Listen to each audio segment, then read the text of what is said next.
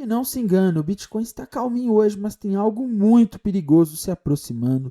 Vou falar disso nesse vídeo, vou atualizar a análise gráfica do Bitcoin, vou atualizar a análise dos eventos macroeconômicos. Tivemos um dia de bolsas americanas em alta nesta segunda-feira.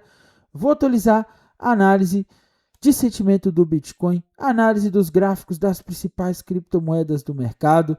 Mas antes de continuar, não se esqueça de deixar seu comentário neste vídeo. Se você quiser perguntar algo, tiver alguma dúvida, deixa embaixo. Se você comentar ainda hoje, vou responder hoje. Se você comentar amanhã, vou responder até amanhã de noite. Não deixe também de acompanhar as notícias que a gente manda no nosso canal no Telegram. É gratuito, o link vai estar fixado no primeiro comentário deste vídeo. Tá lá, a gente sempre está mandando informações importantes para quem investe no mercado de criptomoedas e para quem investe em mercado financeiro internacional. E dito isso, meus queridos, bora falar do que está acontecendo com o Bitcoin nesta segunda-feira, porque a semana começou não muito bem, né? Bitcoin está em leve queda nesta segunda-feira, teve uma leve queda, teve uma queda forte nas últimas semanas, né? E aí, Tainan, para onde será que vai o Bitcoin?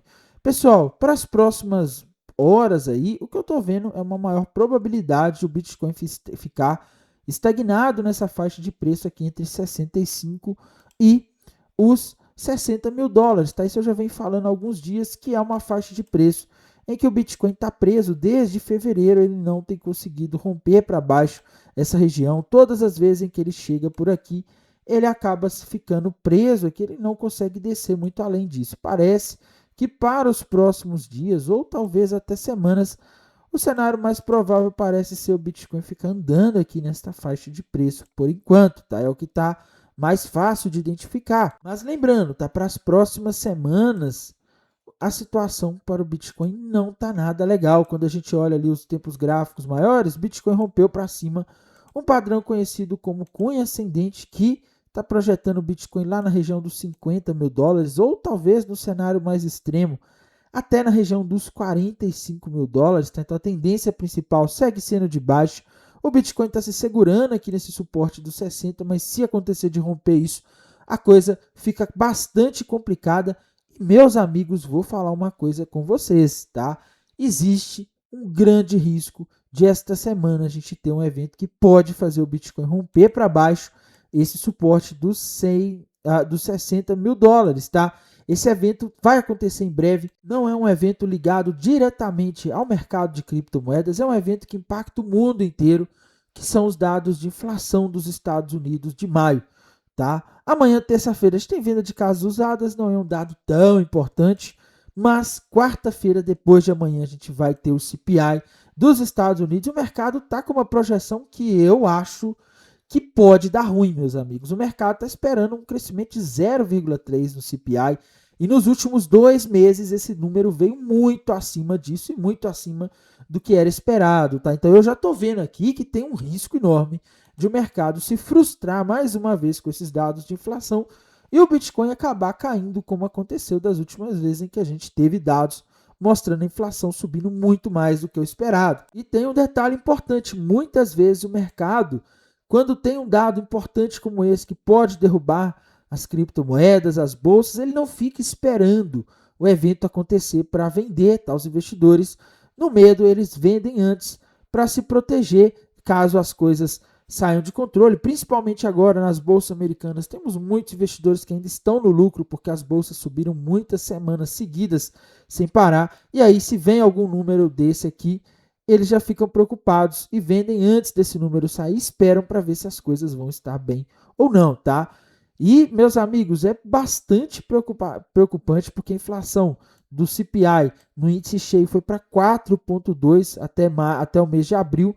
Tá? E agora existe risco, na minha visão, dela subir mais ainda do que o mercado está esperando. Aliás, ela foi para 3,8, né? Mas existe um risco aí dela. O mercado está esperando que ela vá para 4,2. Imagina se ela vai para 4,5. O que vai acontecer? Expectativa de corte de juros em 2026 vai por água abaixo, se isso acontece. Então eu estou de olho nisso, tá, pessoal? A situação não tá legal. Hoje a gente teve um dia de bolsas americanas, principalmente o SP500, fechando em leve alta.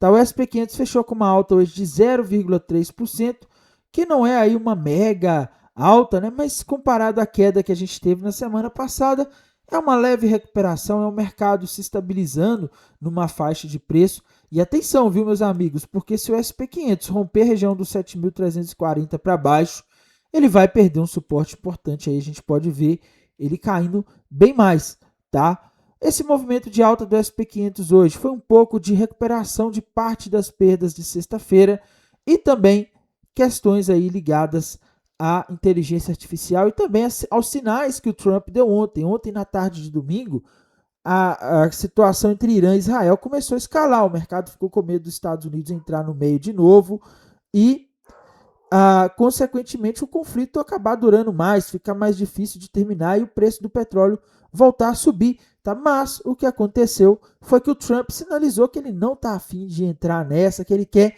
que o Irã sente na mesa de negociação para encerrar o conflito.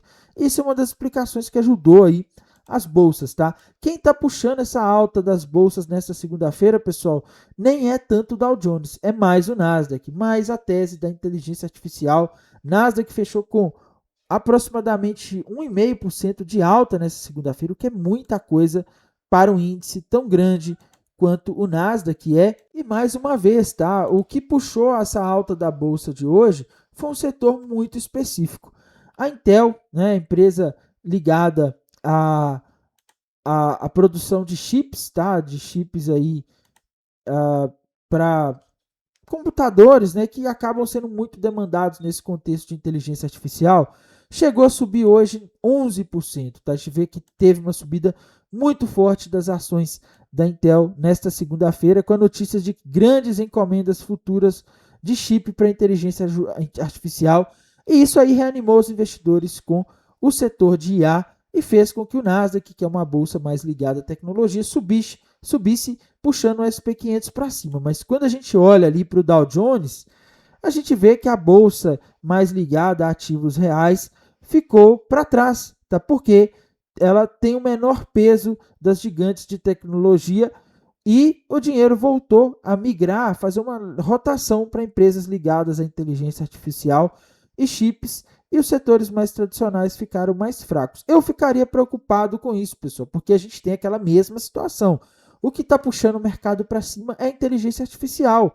Tá? O mercado não está subindo porque a gente tem algo extraordinário acontecendo. O mercado está subindo porque ele espera que as empresas de inteligência artificial vão dar um retorno absurdo no futuro. O mercado está subindo por causa de especulação. Tá? Isso não costuma ser muito saudável. O DXY, índice que mede a força do dólar globalmente, hoje teve um dia de leve alta, tá? Ele acabou fechando o dia abaixo ali do preço em que abriu, mas ele abriu acima do preço em que tinha fechado na semana passada, né? E essa subida do DXY na semana passada aconteceu por causa do relatório de empregos não agrícolas, o payroll, que foi divulgado na sexta-feira, que trouxe a expectativa de o Fed manter juros mais elevados. Com juros mais elevados por mais tempo nos Estados Unidos, o dólar tende a se fortalecer e isso significa, no fim das contas, menos cortes de juros, né? Dólar mais forte no mundo inteiro, tá? Nesse contexto, a gente também teve alta nos rendimentos dos Treasuries hoje. O de 30 anos passou de novo para cima de 5%. O de 10 anos teve uma alta hoje também. O de 2 anos também teve uma alta, tá? E tudo isso está acontecendo, essa subida continua acontecendo por causa do payroll que a gente teve na sexta-feira, que nesse momento os investidores reduziram as apostas em cortes de juros, tá? Isso acabou elevando as taxas desses títulos públicos americanos. No meio disso, o ouro teve mais um dia ruim. O ouro hoje teve um dia aí de queda, né? Ele recuperou no final do dia, mas o dia foi ruim para o ouro, tá? Ele caiu pressionado, porque se o dólar se fortalece, geralmente o ouro tende a se enfraquecer, tá? Com títulos de dívida de 30 anos, de 10 anos dos Estados Unidos pagando mais juros, o ouro perde a sua atratividade, já que o ouro é um ativo de proteção, mas que não paga juros. E o petróleo, meus amigos, mesmo com as notícias da redução das tensões no Oriente Médio, ele não conseguiu ficar muito bem, tá? O petróleo chegou a subir bastante aí durante o dia por causa da situação lá do Irã, envolvendo Israel, Estados Unidos.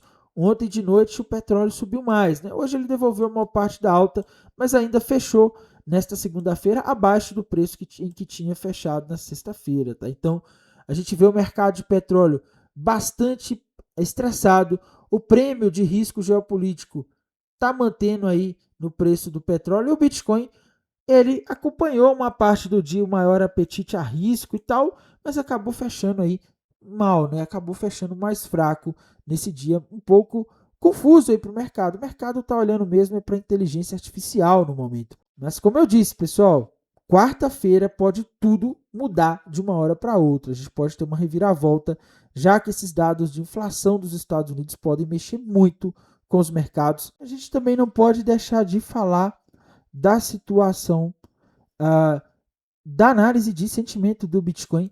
Hoje o long short ratio do Bitcoin voltou a cair, tá? A gente teve aí uma queda nos indicadores de sentimento. O funding rate ficou negativo, meus amigos. Isso aqui é quase que um sinal de alta para o Bitcoin, tá? O Open Interest está estável aí nas últimas horas. O que a gente vê aqui é o mercado aí talvez mudando, talvez mais favorável para uma subida do Bitcoin. Mas, sinceramente, pessoal, eu acho que a análise dos eventos aí que vão acontecer na quarta-feira, que estão prestes a acontecer, podem mexer muito mais do que a análise de sentimento.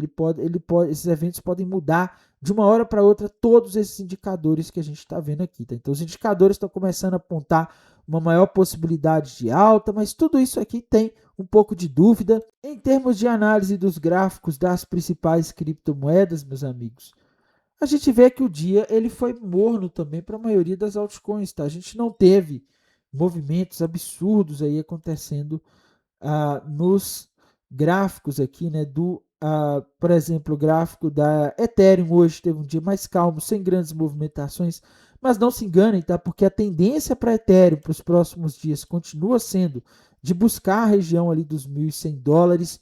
Solana, meus amigos, teve um dia aí mais estável também, agora de noite está caindo, tá? Mas ela não tem padrões gráficos confiáveis aqui para as próximas horas.